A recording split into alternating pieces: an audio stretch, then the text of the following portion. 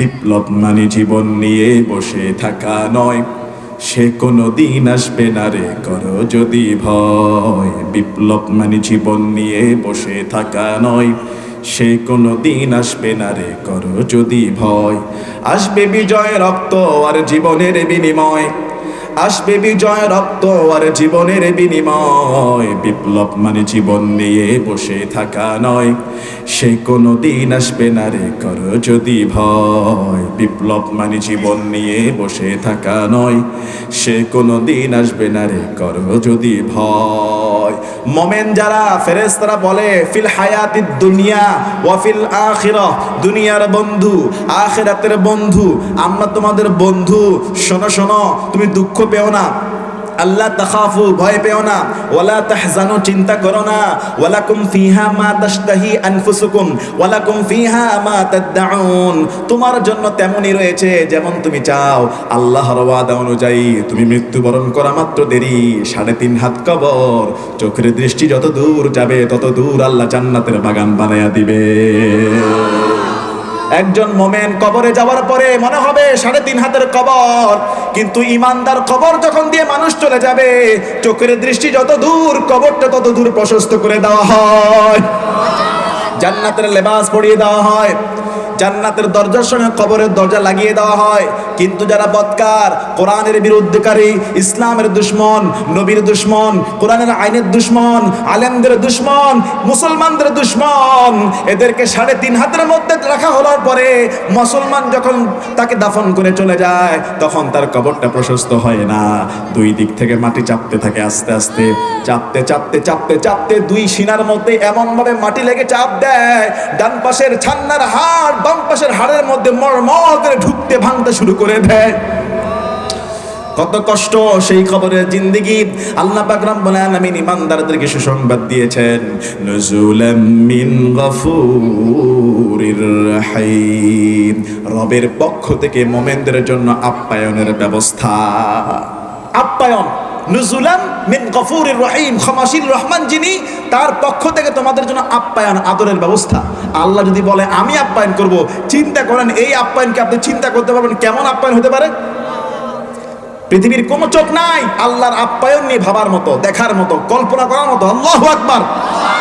এবার আল্লাহ কি বলছে শোনেন, ওয়ামান আহসানু, ওয়ামান পড়েন, ওয়ামান আহসানু কাওলাম মিম্মান দাআ ইলাল্লাহ ওয়া আমিলা সালিহান ওয়া ক্বালা ইন্নানি মিনাল মুসলিমিন। আল্লাহ বলছেন তার কথার চেয়ে কার কথা শ্রেষ্ঠ হতে পারে? ওই ব্যক্তির কথার চেয়ে কার কথা উত্তম হতে পারে যে ব্যক্তি মানুষকে আল্লাহর দিকে দাওয়াত দেয়। এখন আপনারা বলতে পারেন হুজুর আমরা কেমনে দাওয়াত দেব, আমরা তো মূর্খ মানুষ। আপনারা হুজুর, আপনারা আলেম, আপনারাই দাওয়াত দেন, আপনারাই শ্রেষ্ঠ হয়ে গেলেন, আমাদের কি কোনো সুযোগ নাই? আছে আছে। রাসূলুল্লাহ সাল্লাল্লাহু আলাইহি ওয়াসাল্লাম তিনি বলেছেন, বাল্লিগু আন্নি ওয়ালাউ আয়া, তুমি যদি একটা হাদিসও জানো, একটা কোরআনের আয়াত জানো, এই যে আমি আজকে শিখাই দিলাম সুবহানাল্লাহি ওয়া বিহামদিহি সুবহানাল্লাহিল আযীম, মিজানের পাল্লায় ভারী হয়ে যাবে।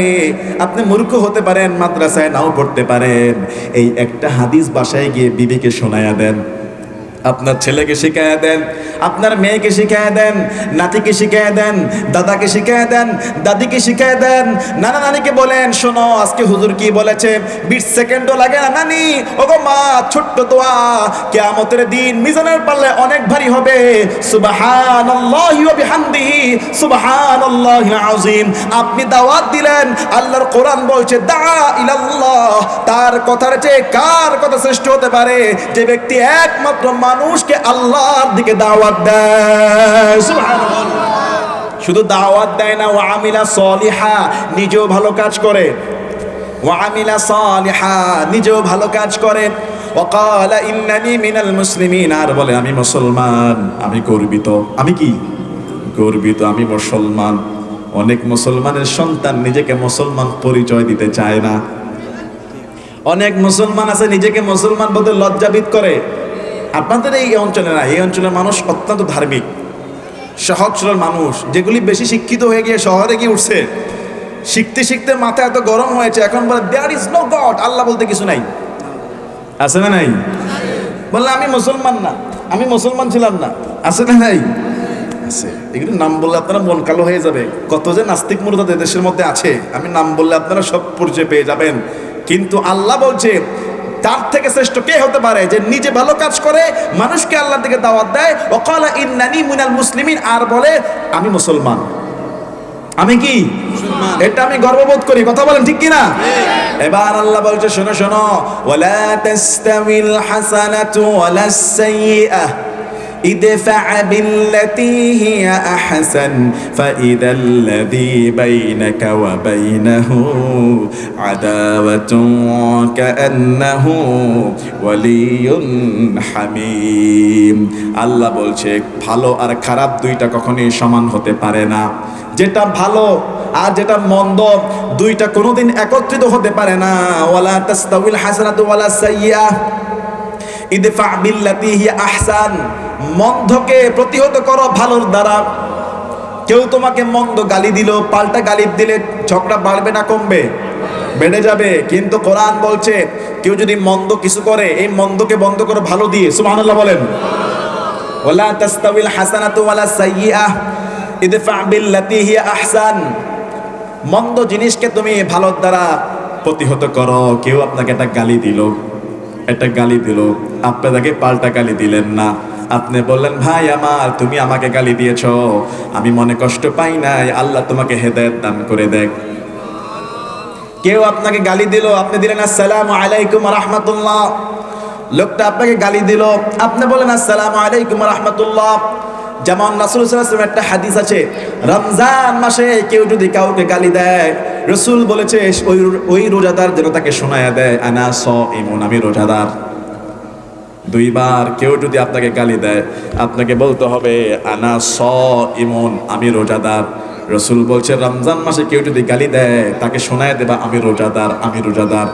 কোন ব্যক্তি যদি বলে ভাই আমি রোজাদার, আর সে তাকে মায়ের নাম নিয়ে গালি দিচ্ছে আর বলতেছে আমি রোজাদার, তাহলে গালি দাতা লজ্জিত হয়ে যাবে না? বলেন, সে লজ্জা পেয়ে যাবে। কি বলে আমি দেই গালি আর সে বলে সে রোজাদার। এই জন্য কোরআন বলছে মন্দকে প্রতিহত করা ভালোর দ্বারা। একবার একজন ব্যক্তি আবু বকর সিদ্দিক রাদিয়াল্লাহু আনহুকে গালি দিচ্ছে, আবু বকরকে গালি দেওয়া হচ্ছে। আবু বকর সিদ্দিক রাদিয়াল্লাহু আনহু তিনি চুপচাপ, কিছুই বলছে না।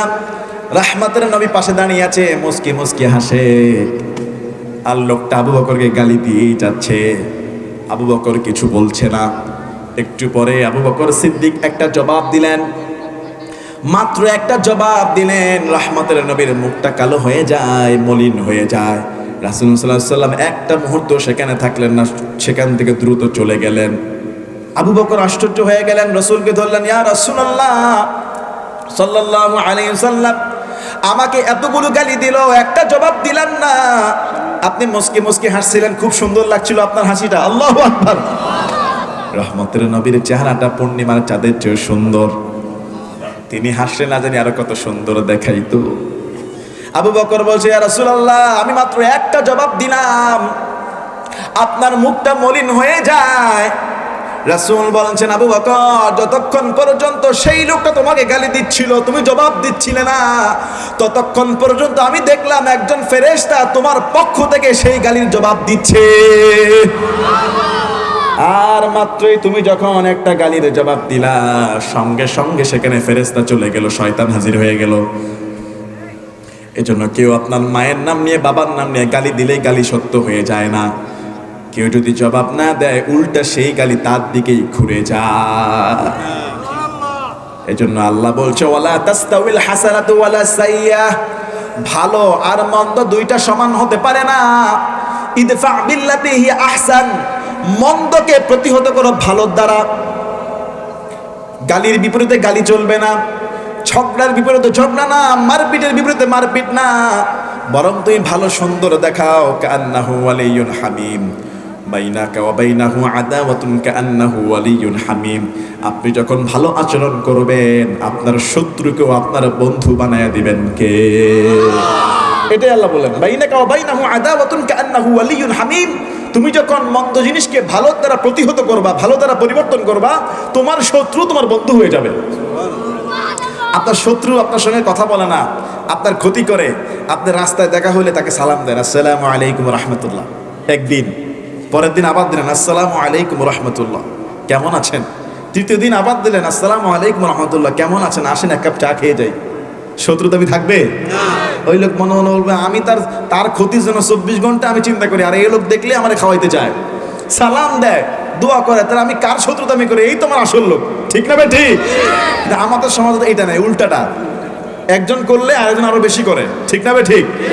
দুইজন যদি ঝগড়া করে, চারজন সেখানে গিয়ে আরো লাগায় দেয়, থামানোর লোক নাই। কথা বলেন, কথা বলেন। কিন্তু ভাই, এই যে মন্দের বিপরীতে ভালো কাজ করা, এই গুণ সবার হয় না।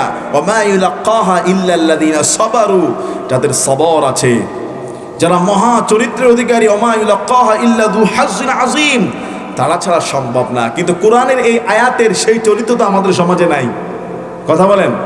আমাদের সমাজে কোরআনের সেই চরিত্র আনতে হবে, ইসলামের সেই হুকুমত আনতে হবে, প্রত্যেকটা আচরণ আনতে হবে। আল্লাহ কবুল করে বলেন আল্লাহুম্মা আমিন। জিকির করি লা ইলাহা নটা থেকে শুরু করে দেওয়ার মতো লোক আছে কিছু লা ইলাহা ইল্লাল্লাহু মুহাম্মাদুর রাসূলুল্লাহ, বলেন সাল্লাল্লাহু। আল্লাহ পাক রব্বুল আলামিন সূরা মুমিনুনের মধ্যে আমি যে একটা বললাম, সূরা মুমিনুনের মধ্যে আল্লাহ বলছে হাত্তা ইযা জা আহাদাহুল মাউত ক্বালা রাব্বিরজিউন, যখন কারো মৃত্যু উপস্থিত হয়ে যায়, মৃত্যু যখন উপস্থিত হয়ে যাবে, কার কখন মৃত্যু আসবে আমরা কি এটা বলতে পারবো? না। আমাদের কার কখন মৃত্যু আসবে? একটা বর্ণনা আসছে যে মালাকুল মউত আজরাইল আলাইহিস সালাতু ওয়াস সালাম, সে দৈনিক একটা লোকের দিকে 5 বার তাকায়, একটা লোকের দিকে দৈনিক 5 বার তার ঘরে উকি মারে, তার দিকে তাকায়, সময় হয়েছে কি হয়েছে না। আল্লাহ পাক রব্বুল আলামিনের হুকুম হওয়া মাত্র তিনি তার রুহটা বের করে ফেলেন। আপনি মনে করছেন পশ্চিম পাড়ার আমার দাদা মারা গেছে, আমার বয়স তো 20, দাদা মরছে 70 বছর বয়সে, আমার আরো বাকি আছে 50। হ্যাঁ, পশ্চিম পাড়ায় আজরাইল আসছে, দক্ষিণ পাড়ায় আসতে কিন্তু সময় লাগবে না বেশি। কথা বলেন। দক্ষিণ পাড়ায় আজরাইল আসতে সময় লাগবে না। বহু যুবক আছে, যুবক তো দূরে থাক, বহু শিশু বাচ্চা মায়ের পেটেই দুনিয়া থেকে বিদায় হয়ে যায়। ওয়ালা ইউআখিরুল্লাহু নাফসান ইযা জাআ আজালুহা, 1 সেকেন্ড আগেও না, 1 সেকেন্ড পরেও না, পালানোর তো জায়গায় নাই। আপনি সিঙ্গাপুর মাউন্ট এলিজাবেথ যাবেন, হসপিটালে যাবেন, কাজ হবে না। দেখেন না, বাঁচানোর জন্য ওসমান হাদি ভাইকে সিঙ্গাপুর নিয়ে গেছে, স্পেশাল বিমানে করে, স্পেশাল এয়ার অ্যাম্বুলেন্সে করে সিঙ্গাপুর নিয়ে গিয়েছে। সেখানে পৃথিবীর সবচেয়ে বড় ডাক্তাররা, বাংলাদেশ সরকার চিকিৎসার খরচ নিয়েছে, 1000 কোটি টাকা যত লাগে সব রকমের চেষ্টা করছে, কিন্তু ব্রেনের ভিতরে এমন হয়ে গেছে পৃথিবীর ডাক্তারদের ক্ষমতা নাই। তাহলে আপনি চিন্তা করেন, যে রব আমাকে এই ব্রেনের ছোট্ট একটা রব